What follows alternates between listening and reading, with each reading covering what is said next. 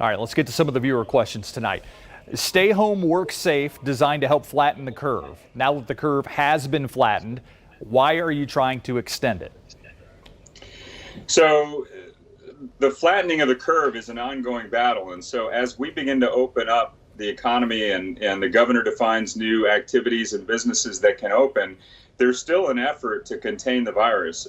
In part, assess where it is through testing, make sure that when we do identify those cases, we can trace where they originated, and then ultimately we can isolate them from the rest of the public. If we don't do that, then we risk more outbreaks and us potentially going backwards in terms of the opening.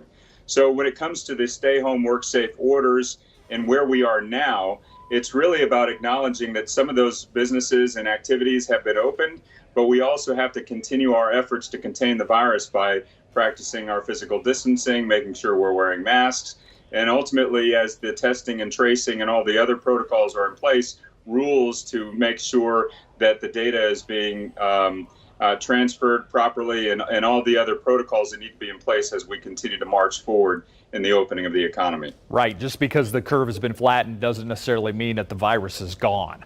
That's right. We won't be totally in the clear really until there's a vaccine, and that's some time away. But in the meantime, we don't need to hold everything back as long as we have these capacities and protocols in place and we're mindful of the things that we need to do, some of them being physical distancing and infection control, like wearing a mask, that we can do so we can continue to open up while we contain the virus.